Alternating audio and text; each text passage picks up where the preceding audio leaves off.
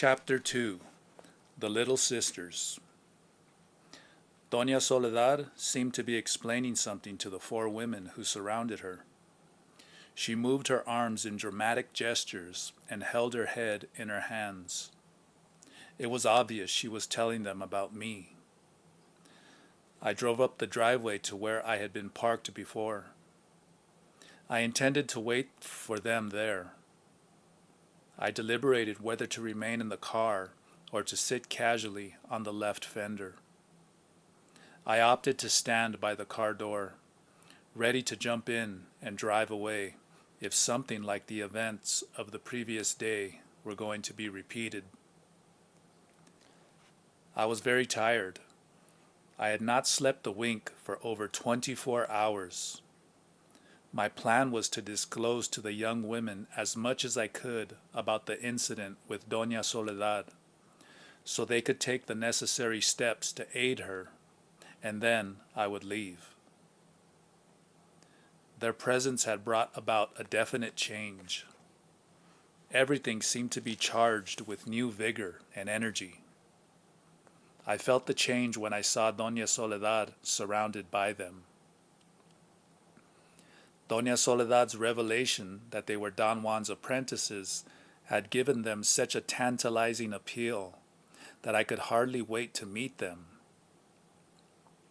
I wondered if they were like Doña Soledad. She had said that they were like myself and that we were going in the same direction. That could be easily interpreted in a positive sense. I wanted to believe that more than anything else. Don Juan used to call them las hermanitas, the little sisters, a most befitting name, at least for the two I had met, Lydia and Rosa, two wispy, pixie-like, charming young women. I figured that they must have been in their early 20s when I had first met them, although Pablito and Nestor always refused to talk about their ages. The other two, Josefina and Elena, were a total mystery to me. I used to hear their names being mentioned from time to time, always in some unfavorable context. I had deduced from passing remarks made by Don Juan that they were somehow freakish. One was crazy and the other obese. Thus, they were kept in isolation. Once I bumped into Josefina as I walked into the house with Don Juan.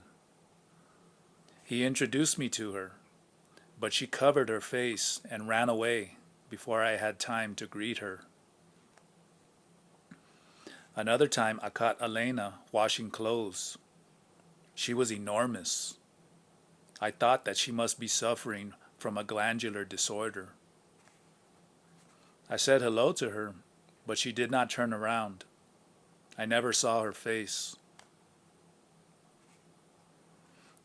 After the build-up that Doña Soledad had given them with her disclosure, I felt driven to talk with the mysterious hermanitas. And at the same time, I was almost afraid of them. I casually looked down the driveway, bracing myself to meet all of them at once. The driveway was deserted. There was no one approaching, and only a minute before they had been no more than 30 yards from the house. I climbed up on the roof of the car to look. There was no one coming, not even the dog. I panicked. I slid down and was about to jump in the car and drive away when I heard someone say, "Hey, look who's here." I quickly turned around to face two girls who had just stepped out of the house. I deduced that all of them must have run ahead of me and entered the house through the back door. I sighed with relief. The two young girls came toward me. I had to admit to myself that I had never really noticed them before.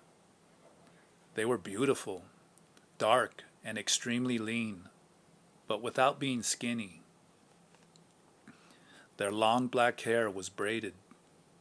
They wore plain skirts, blue denim jackets, and low-heeled, soft-soled brown shoes.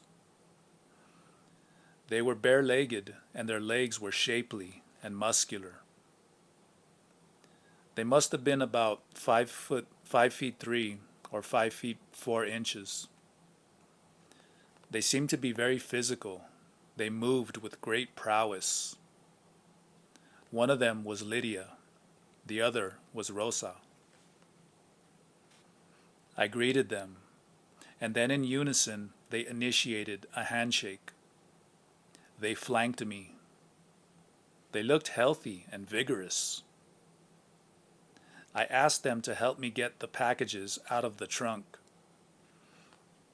As we were carrying them into the house, I heard a deep growl, so deep and near that it seemed more like a lion's roar. "What was that?" I asked Lydia. "Don't you know?" she asked with a tone of disbelief. "It must be the dog," Rosa said as they ran into the house, practically dragging me with them. We placed the packages on the table and sat on 2 benches. Both girls were facing me. I told them that Doña Soledad was very ill and that I was about to take her to the hospital in the city, since I did not know what else to do to help her. As I spoke, I realized that I was treading on dangerous ground.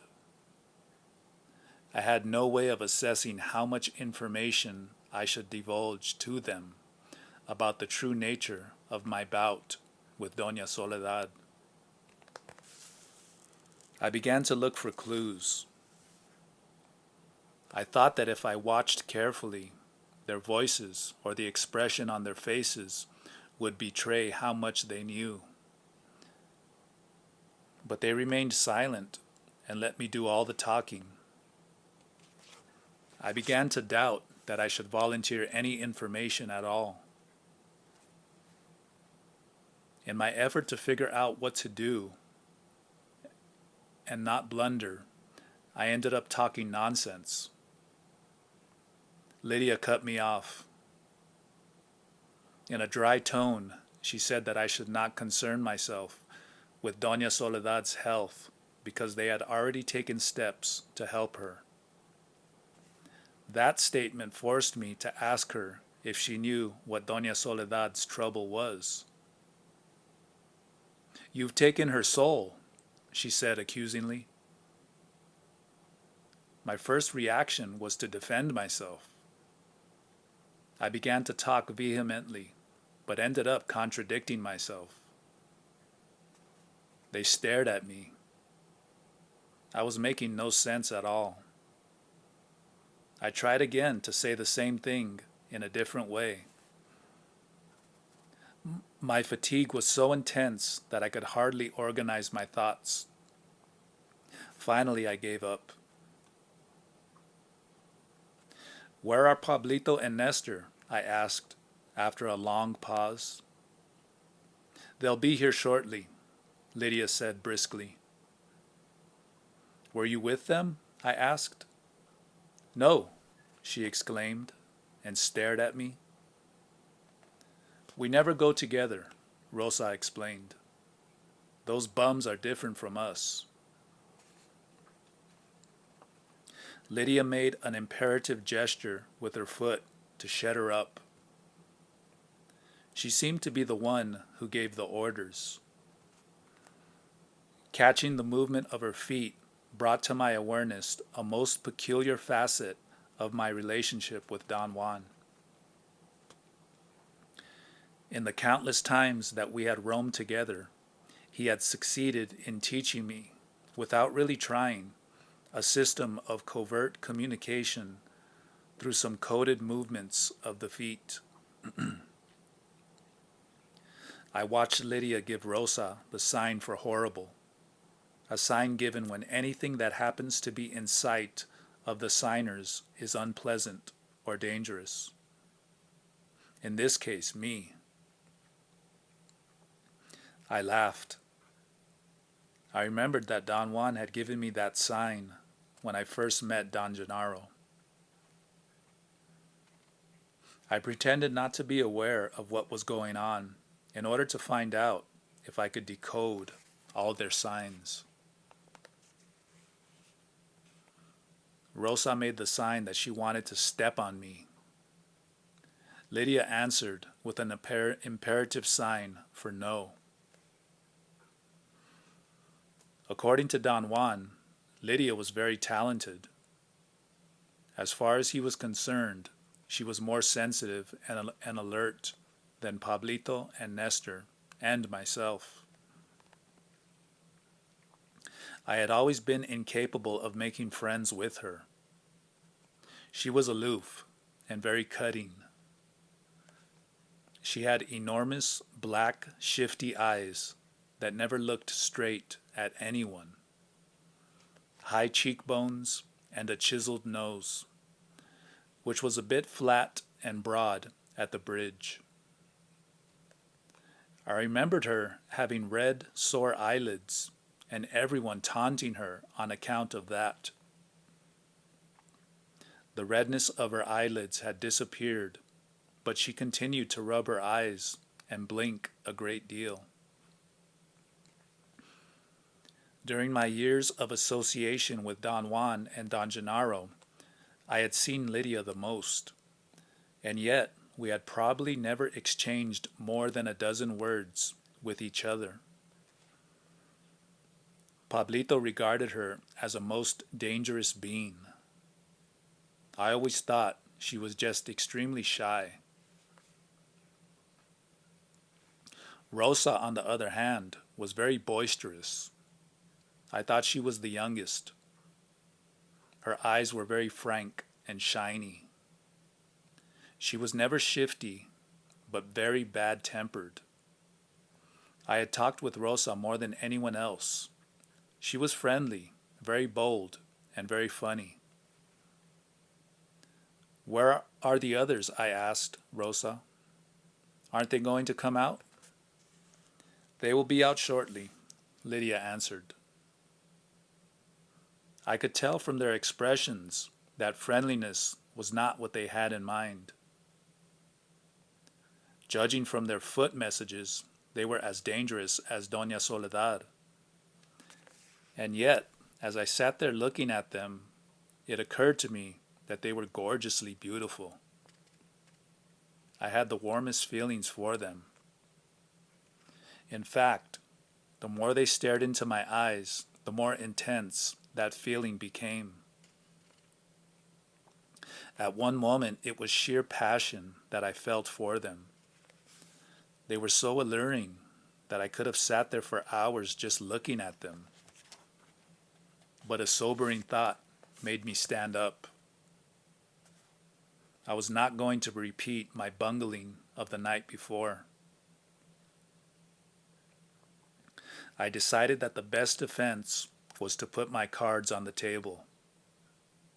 In a firm tone, I told them that Don Juan had set up some sort of trial for me using Doña Soledad, or vice versa.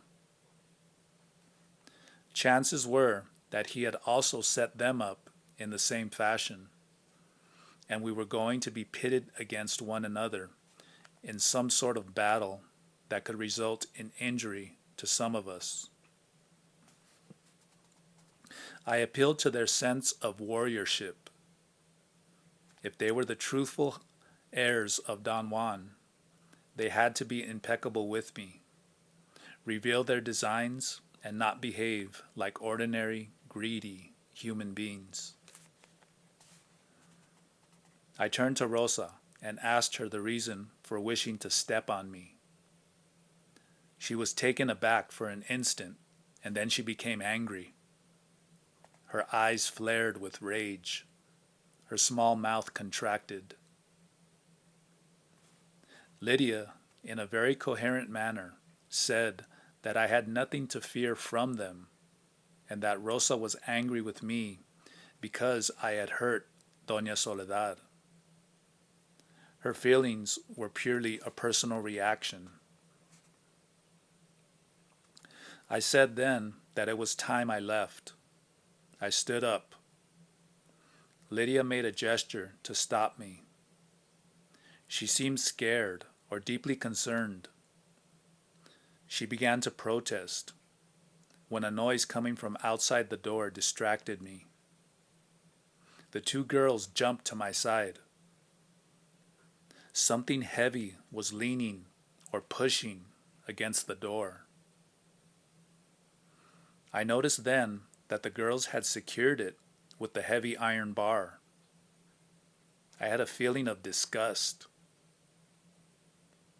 The whole affair was going to be repeated again, and I was sick and tired of it all. The girls glanced at each other, then looked at me, and then looked at each other again. I heard the whining and heavy breathing of a large animal outside the house. It might have been the dog. Exhaustion blinded me at that point. I rushed to the door, removed the heavy iron bar, and started to open it. Lydia threw herself against the door and shed it again. The Nahual was right, she said, out of breath. You think and think. You're dumber than I thought. She pulled me back to the table. I rehearsed in my mind the best way to tell them, once and for all, that I had had enough. Rosa sat next to me, touching me. I could feel her leg nervously rubbing against mine. Lydia was standing facing me, looking at me fixedly. Her burning black eyes seemed to be saying something I could not understand. I began to speak, but I did not finish. I had a sudden and most profound awareness. My body was aware of a greenish light, a fluorescence outside the house. I did not see or hear anything. I was simply aware of the light as if I were suddenly falling asleep, and my thoughts were turning into images that were superimposed on the world of everyday life. The light was moving at a great speed. I could sense it with my stomach. I followed it, or rather I focused my attention on it for an instant as it moved around. A great clarity of mind ensued from focusing my attention on the light. I knew then that in that house, in the presence of those people, it was wrong and dangerous to behave as an innocent bystander. "Aren't you afraid?" Rosa asked, pointing to the door. Her voice disrupted my concentration. I admitted that whatever was there was scaring me at a very deep level, enough to make me die of fright. I wanted to say more, but right then I had a surge of wrath, and I wanted to see and talk with Doña Soledad. I did not trust her. I went directly to her room. She was not there. I began to call her, bellowing her name. The house had one more room. I pushed the door open and rushed inside. There was no one in there. My anger increased in the same proportion as my fear. I went out the back door and walked around to the front. Not even the dog was in sight. I banged on the front door furiously. Lydia opened it. I entered. I yelled at her to tell me where everybody was. She lowered her eyes and did not answer. She wanted to close the door, but I would not let her. She quickly walked away and went into the other room. I sat down again at the table. Rosa had not moved. She seemed to be frozen on the spot. "We are the same," she said suddenly. "The Nahual told us that." "Tell me then, what was prowling around the house?" I asked. "The ally," she said. "Where is it now?" "It is still here. It won't go. The moment you're weak, it'll squash you. But we're not the ones who can tell you anything." "Who can tell me then?" "La Gorda," Rosa exclaimed, opening her eyes as wide as she could. "She's the one. She knows everything." Rosa asked me if she could close the door, just to be on the safe side. Without waiting for an answer, she inched her way to the door and slammed it shut. "There is nothing we can do except wait until everyone is here," she said. Lydia came back into the room with a package, an object wrapped up in a piece of dark yellow cloth. She seemed very relaxed. I noticed that she had a most commandeering touch. Somehow she imparted her mood to Rosa and myself. "Do you know what I have here?" she asked me. I did not have the vaguest idea. She began to unwrap it in a very deliberate manner, taking her time. Then she stopped and looked at me. She seemed to vacillate. She grinned, as if she were too shy to show what was in the bundle. "This package was left by the Nahual for you," she muttered. "But I think we'd better wait for La Gorda." I insisted that she unwrap it. She gave me a ferocious look and took the package out of the room without saying another word. I enjoyed Lydia's game. She had performed something quite in line with Don Juan's teachings.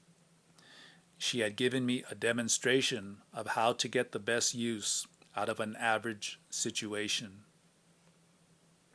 By bringing the package to me and pretending that she was going to open it, after disclosing that Don Juan had left it for me, she had indeed created a mystery that was almost unbearable. She knew that I had to stay if I wanted to find out the contents of that package. I could think of a number of things that might be in that bundle.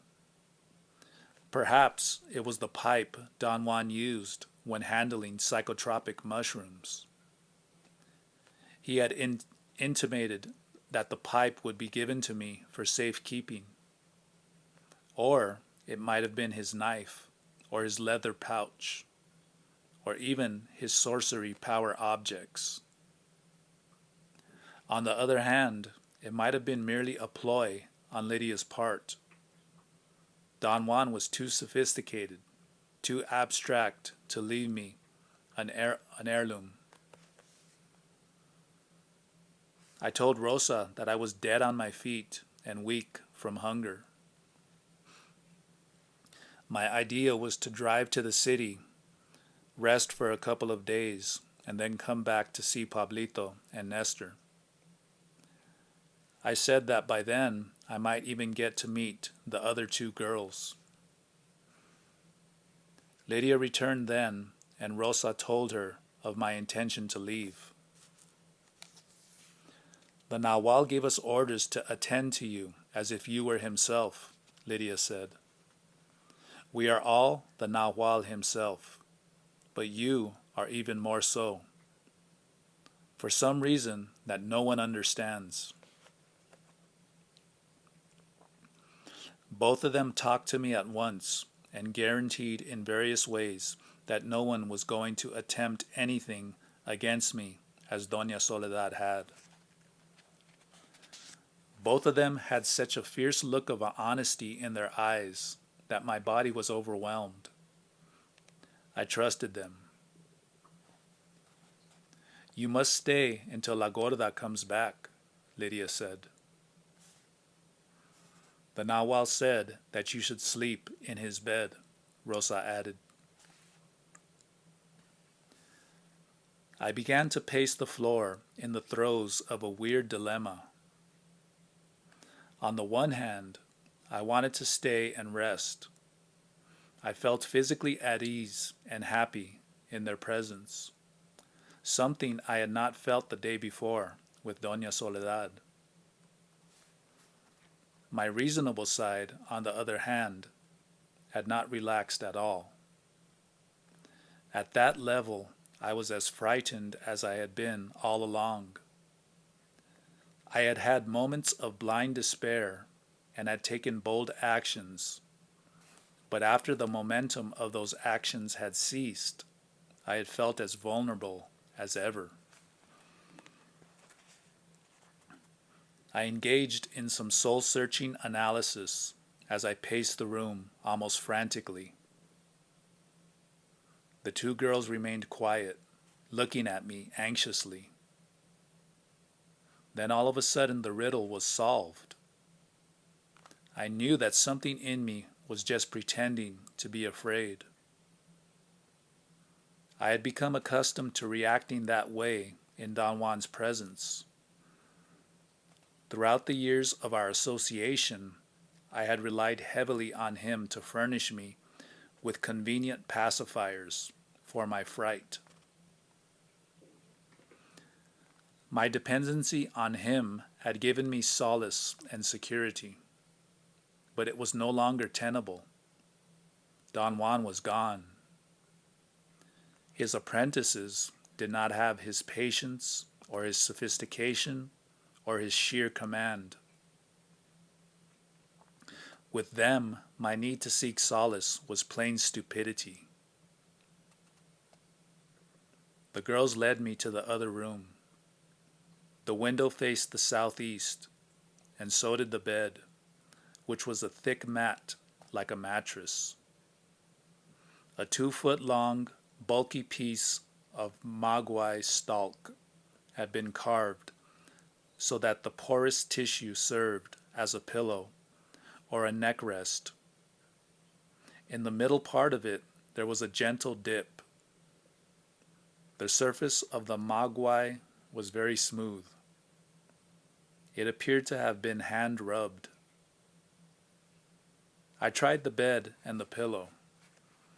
The comfort and bodily satisfaction I experienced were unusual. Lying on Don Juan's bed, I felt secure and fulfilled. An unequaled peace swept through my body. I had had a similar feeling once before when Don Juan had made a bed for me on top of a hill in the desert in northern Mexico. I fell asleep. I woke up in the early evening. Lydia and Rosa were nearly on top of me, sound asleep. I stayed motionless for 1 or 2 seconds. Then both of them woke up at once. Lydia yawned and said that they had had to sleep next to me in order to protect me and make me rest. I was famished. Lydia sent Rosa to the kitchen to make us some food. In the meantime, she lit all the lanterns in the house. When the food was ready, we sat down at the table. I felt as if I had known them or been with them all my life. We ate in silence. When Rosa was clearing the table, I asked Lydia if all of them slept in the Nahual's bed.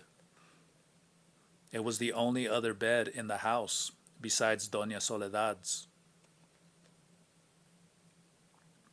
Lydia said in a matter-of-fact tone that they had moved out of that house years before to a place of their own in the same vicinity, and that Pablito had also moved when they did and lived with Nestor and Benigno. But what's happened to you people? I thought that you were all together, I said. Not anymore, Lydia replied. Since the Nahual left, we have had separate tasks. The Nahual joined us, and the Nahual took us apart. And where's the Nahual now? I asked in the most casual tone I could affect. Both of them looked at me and then glanced at each other. Oh, we don't know, Lydia said. He and Gennaro left. She seemed to be telling the truth, but I insisted once more that they tell me what they knew. We really don't know anything, Lydia snapped at me, obviously flustered by my questions. They moved to another area. You have to ask that question of La Gorda. She has something to tell you. She knew yesterday that you had come, and we rushed all night to get here. We were afraid that you were dead. The Nahual told us that you are the only one we should help and trust. He said that you are himself. She covered her face and giggled, and then added as an afterthought, but that's hard to believe. We don't know you, Rosa said. That's the trouble. The four of us feel the same way. We were afraid that you were dead, and then when we saw you, we got mad at you for not being dead. Soledad is like our mother, maybe more than that. They exchanged conspiratorial looks with each other. I immediately interpreted that as a sign of trouble. They were up to no good. Lydia noticed my sudden distrust, which must have been written all over my face. She reacted with a series of assertions about their desire to help me. I really had no reason to doubt their sincerity. If they had wanted to hurt me, they could have done so while I was asleep. She sounded so earnest that I felt petty. I decided to distribute the gifts I had brought for them. I told him that there were unimportant trinkets in the packages and that they could choose any one they liked. Lydia said that they would prefer it if I assigned the gifts myself. In a very polite tone, she added that they would be grateful if I would also cure Soledad. What do you think I should do to cure her? I asked her after a long silence. Use your double, she said in a matter-of-fact tone. I carefully went over the fact that Doña Soledad had nearly assassinated me and that I had survived by the grace of something in me, which was neither my skill nor my knowledge. As far as I was concerned, that undefined something that seemed to have delivered a blow to her was real, but unreachable.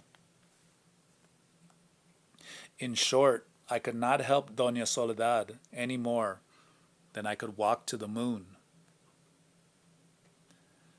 They listened to me attentively and remained quiet, but agitated.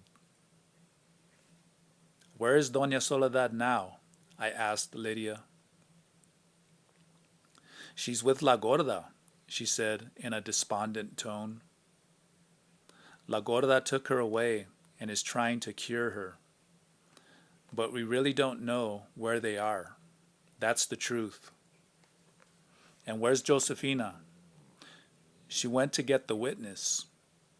He is the only one who can cure Soledad. Rosa thinks that you know more than the witness, but since you're angry with Soledad, you want her dead. We don't blame you. I assured them that I was not angry with her, and above all, I did not want her dead. Cure her then, Rosa said in an angry, high-pitched voice. The witness has told us that you always know what to do, and the witness can't be wrong. And who in the devil is the witness? Nestor is the witness, Lydia said, as if she were reluctant to voice his name. You know that. You have to. I remembered that during our last meeting, Don Gennaro had called Nestor the witness. I thought at the time that the name was a joke or a ploy that Don Gennaro was using to ease the gripping tension and the anguish of those last moments together. That was not a joke, Lydia said in a firm tone. Gennaro and the Nahual followed a different path with the witness. They took him along with them everywhere they went, and I mean everywhere. The witness has witnessed all there is to witness. Obviously, there was a tremendous misunderstanding between us. I labored to explain that I was practically a stranger to them. Don Juan had kept me away from everyone, including Pablito and Nestor. Outside of the casual hellos and goodbyes that all of them had exchanged with me over the years, we had never actually talked. I knew all of them mainly through the descriptions that Don Juan had given me. Although I had once met Josefina, I could not remember what she looked like, and all I had ever seen of La Gorda was her gigantic behind. I said to them that I had not even known until the day before that the four of them were Don Juan's apprentices, and that Benigno was part of the group as well. They exchanged a coy look with each other. Rosa moved her lips to say something, but Lydia gave her a command with her feet. I felt that after my long and soulful explanation, they should not still sneak messages to each other. My nerves were so taut that their covert foot movements were just the thing to send me into a rage. I yelled at them at the top of my lungs and banged on the table with my right hand. Rosa stood up with unbelievable speed, and I suppose as a response to her sudden movement, my body by itself, without the notice of my reason, moved a step back, just in time to avoid by inches a blow from a massive stick or some heavy object that Rosa was wielding in her left hand. It came down on the table with a thunderous noise. I heard again, as I had heard the night before, while Doña Soledad was choking me, a most peculiar and mysterious sound, a dry sound like a pipe breaking, right behind my windpipe at the base of my neck. My ears popped, and with the speed of lightning, my left arm came down on top of Rosa's stick and crushed it. I saw the whole scene myself, as if I had been watching a movie. Rosa screamed, and I realized then that I had leaned forward with all my weight and had struck the back of her hand with my left fist. I was appalled. Whatever was happening to me was not real. It was a nightmare. Rosa kept on screaming. Lydia took her into Don Juan's room.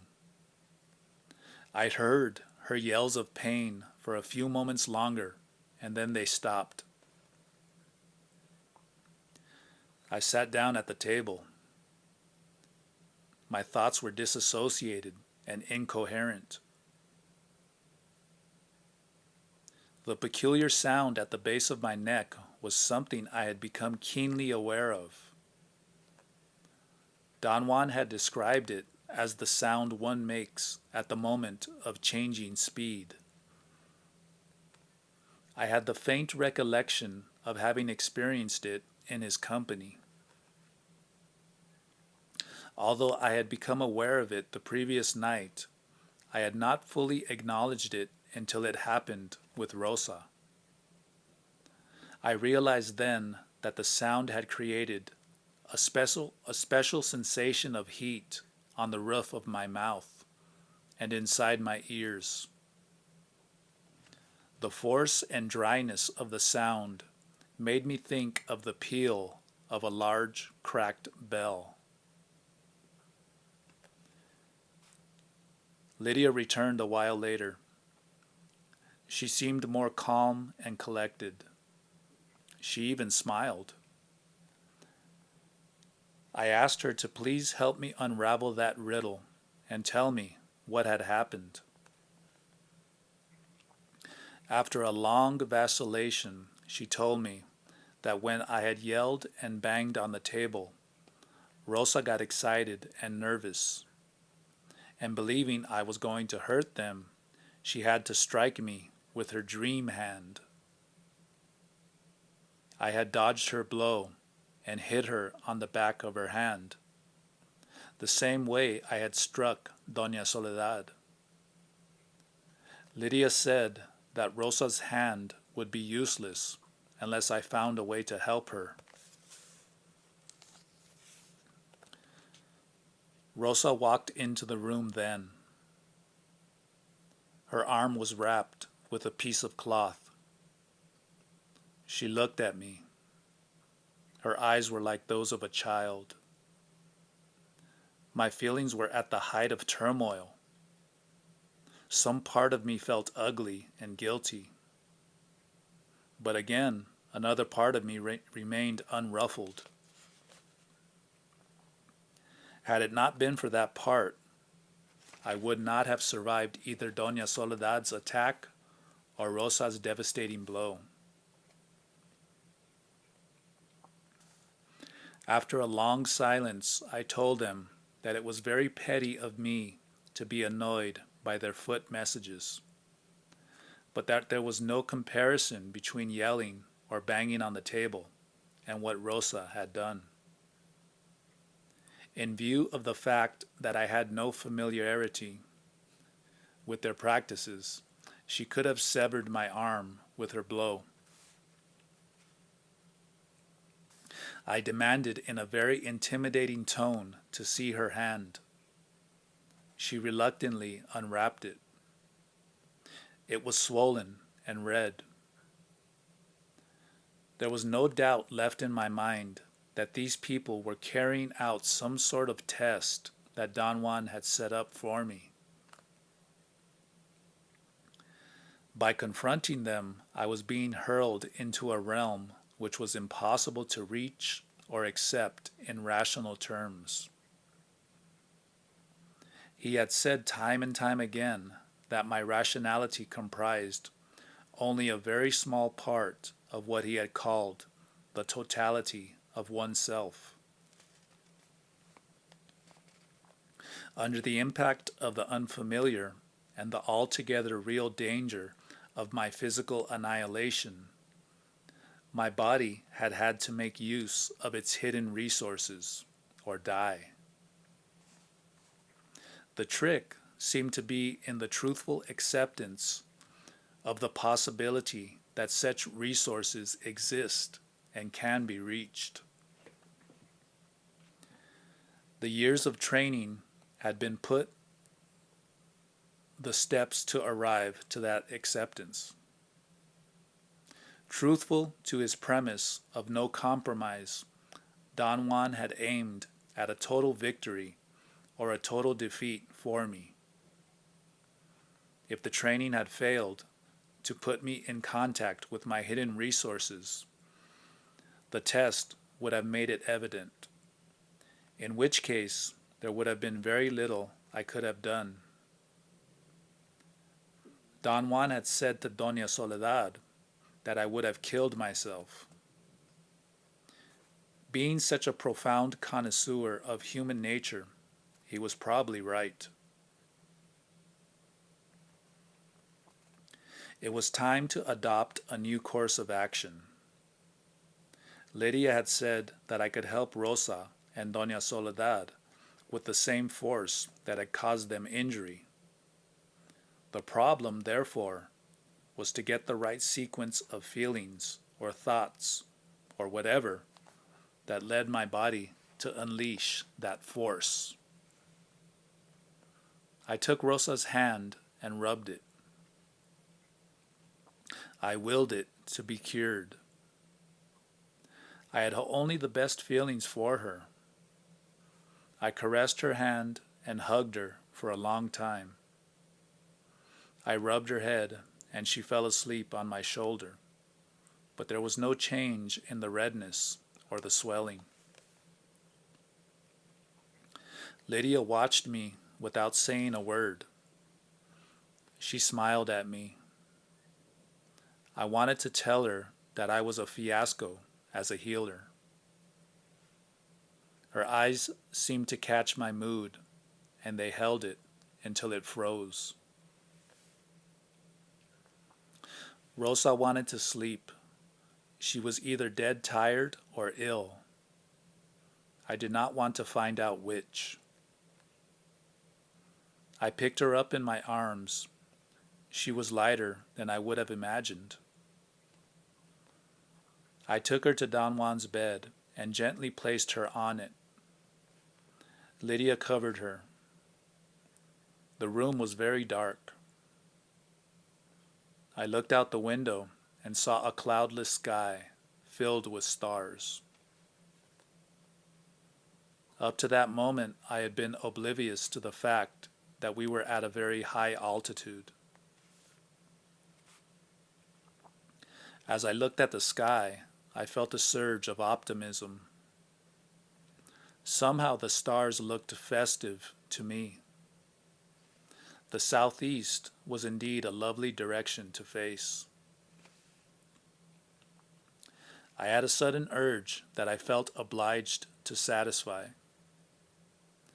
I wanted to see how different the view of the sky was from Doña Soledad's window, which faced the north. I took Lydia by the hand with the intention of leading her there, but a ticklish sensation on top of my head stopped me. It went like a ripple down my back to my waist, and from there it went to the pit of my stomach. I sat down on the mat. I made an effort to think about my feelings. It seemed that at the very moment I had felt the tickling on my head, my thoughts had diminished in strength and number. I tried, but I could not involve myself in the usual mental process that I call thinking. My mental deliberations made me oblivious to Lydia. She had knelt on the floor, facing me. I became aware that her enormous eyes were scrutinizing me from a few inches away. I automatically took her hand again and walked to Doña Soledad's room. As we reached the door, I felt her whole body stiffening. I had to pull her. I was about to cross the threshold when I caught sight of the bulky, dark mass of a human body huddled against the wall opposite the door. The sight was so unexpected that I gasped and let go of Lydia's hand. It was Doña Soledad. She was resting her head against the wall. I turned to Lydia. She had recoiled a couple of steps. I wanted to whisper that Doña Soledad had returned, but there were no sounds to my words, although I was sure I had vocalized them. I would have tried to talk again had it not been that I had an urge to act. It was as if words took too much time, and I had very little of it. I stepped into the room and walked over to Doña Soledad. She appeared to be in great pain. I squatted by her side, and rather than asking her anything, I lifted her face to look at her. I saw something on her forehead. It looked like the plaster of leaves that she had made for herself. It was dark, viscous to the touch. I felt the imperative need to peel it off her forehead. In a very bold fashion, I grabbed her head, tilted it back, and yanked the plaster off. It was like peeling off rubber. She did not move or complain about pain. Underneath the plaster, there was a yellowish-green blotch. It moved, as if it were alive or imbued with energy. I looked at it for a moment, unable to do anything. I poked it with my finger, and it stuck to it like glue. I did not panic as I ordinarily would have. I rather liked the stuff. I stirred it with the tips of my fingers, and all of it came off her forehead. I stood up. The gooey substance felt warm. It was like a sticky paste for an instant, and then it dried up between my fingers and on the palm of my hand. I then felt another jolt of apprehension and ran to Don Juan's room. I grabbed Rosa's arm and wiped the same fluorescent, yellowish-green stuff from her hand that I had wiped from Doña Soledad's forehead. My heart was pounding so hard that I could hardly stand on my feet. I wanted to lie down, but something in me pushed me to the window and made me jog on the spot. I cannot recall how long I jogged there. Suddenly, I felt that someone was wiping my neck and shoulders. I became aware then that I was practically nude, perspiring profusely. Lydia had a cloth around my shoulders and was wiping the sweat off my face. My normal thought processes came back to me all at once. I looked around the room. Rosa was sound asleep. I ran to Doña Soledad's room. I expected to find her also asleep, but there was no one there. Lydia had trailed behind me. I told her what had happened. She rushed to Rosa and woke her up while I put on my clothes. Rosa did not want to wake up. Lydia grabbed her injured hand and squeezed it. In one single springing movement, Rosa stood up and was fully awake. They began to rush around the house, turning off the lanterns. They seemed to be getting ready to run away.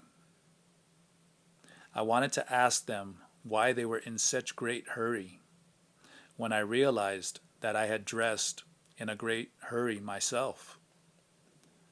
We were rushing together. Not only that, but they seemed to be waiting for direct commands from me. We ran out of the house carrying all the packages I had brought. Lydia had advised me not to leave any of them behind. I had not yet assigned them as they still belonged to me. I threw them in the back seat of the car while the two girls crammed into the front. I started the car and backed up slowly, finding my way in the darkness. Once we were on the road, I was brought face to face with the most pressing issue. Both of them said in unison that I was the leader. Their actions were dependent on my decisions. I was the Nahual. We could not just run out of the house and drive away aimlessly. I had to guide them. But the truth was that I had no idea where to go or what to do. I turned casually to look at them. The headlights cast a glare inside the car, and their eyes were like mirrors that reflected it. I remembered that Don Juan's eyes did the same. They seemed to reflect more light than the eyes of an average person. I knew that the two girls were aware of my impasse. Rather than making a joke about it in order to cover up my incapacity, I bluntly put the responsibility of a solution in their laps. I said that I lacked practice as the Nahual and would appreciate it if they would oblige me with a suggestion or a hint as to where we should go. They seemed disgusted with me. They clicked their tongues and shook their heads. I mentally shuffled through various courses of action, none of which was feasible, such as driving them to town, or taking them to Nestor's house, or even taking them to Mexico City. I stopped the car. I was driving toward town. I wanted more than anything else in the world to have a heart-to-heart talk with the girls. I opened my mouth to begin, but they turned away from me, faced each other, and put their arms around each other's shoulders. That appeared to be an indication that they had locked themselves in and were not listening to me. My frustration was enormous. What I craved for at that moment was Don Juan's mastery over any situation at hand, his intellectual companionship, his humor. Instead, I was in the company of two nincompoops. I caught a gesture of dejection in Lydia's face, and that stopped my avalanche of self-pity. I became overtly aware, for the first time, that there was no end to our mutual disappointment. Obviously, they too were accustomed, although in a different manner, to the mastery of Don Juan. For them, the shift from the Nahual himself to me must have been disastrous. I sat for a long while with the motor running. Then all at once, I again had a bodily shiver that started on the top of my head as a ticklish sensation, and I knew then what had happened when I had entered Doña Soledad's room a while before. I had not seen her in an ordinary sense. What I had thought was Doña Soledad huddled against the wall was in fact the memory of her leaving her body the instant after I had hit her. I also knew that when I touched that gooey, phosphorescent substance, I had cured her, and that it was some sort of energy I had left in her head and in Rosa's hand with my blows. A vision of a particular ravine went through my mind.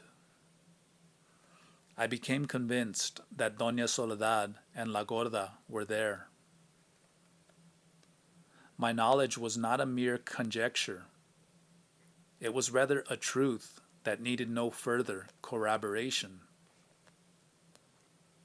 La Gorda had taken Doña Soledad to the bottom of that particular ravine and was at that precise moment attempting to cure her. I wanted to tell her that it was wrong to treat the swelling in Doña Soledad's forehead, and that there was no longer a need for them to stay there. I described my vision to the girls. Both of them told me, the way Don Juan used to tell me, not to indulge. With him, however, that reaction was more congruous. I had never really minded his criticisms or scorn, but the two girls were in a different league. I felt insulted. "I'll take you home," I said. "Where do you live?" Lydia turned to me and in a most furious tone said that both of them were my wards and that I had to deliver them to safety, since at the request of the Nahual they had relinquished their freedom to act in order to help me. I had a fit of anger at that point. I wanted to slap the two girls, but then I felt the curious shiver running through my body once more. It started again as a tickling on the top of my head, which went down my back until it reached my umbilical region, and then I knew where they lived. The ticklishness was like a shield, a soft, warm sheet of film. I could sense it physically, covering the area between my pubis and the edge of my rib cage. My wrath disappeared and was replaced by a strange sobriety, an aloofness, and at the same time, a desire to laugh. I knew then of something transcendental. Under the impact of Doña Soledad and the little sister's actions, my body had suspended judgment. I had, in Don Juan's terms, stopped the world. I had amalgamated two disassociated sensations. The ticklishness on the very top of my head and the dry cracking sound at the base of my neck. Between them lay the means to that suspension of judgment. As I sat in my car with those two girls on the side of a deserted mountain road, I knew for a fact that for the first time I had had a complete awareness of stopping the world. That feeling brought to my mind the memory of another similar first-time bodily awareness I had had years before. It had to do with the ticklishness on top of the head. Don Juan said that sorcerers had to cultivate such a sensation, and he described it at great length. According to him, it was a sort of itching, which was neither pleasurable nor painful, and which occurred on the very top of one's head. In order to make me aware of it on an intellectual level, he described and analyzed its features, and then, on the practical side, he attempted to guide me in developing the necessary bodily awareness and memory of this feeling by making me run under branches or rocks that protruded on a horizontal plane a few inches above my height. For years, I tried to follow what he was pointing out to me. But on the one hand, I was incapable of understanding what he meant by his description.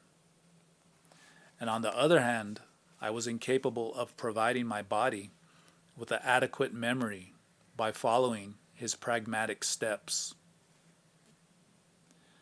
Never did I feel anything on top of my head as I ran underneath the branches or rocks he had selected for his demonstrations.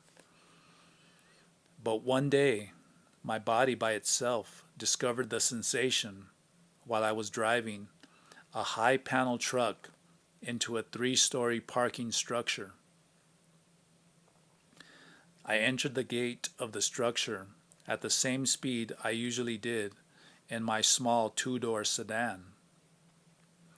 The result was that from the high seat of the truck, I perceived the transverse cement beam of the roof coming at my head. I could not stop the truck in time, and the feeling I got was that the cement beam was scalping me. I had never driven a motor vehicle which was as high as that truck. Thus, I was incapable of making the necessary perceptual adjustments.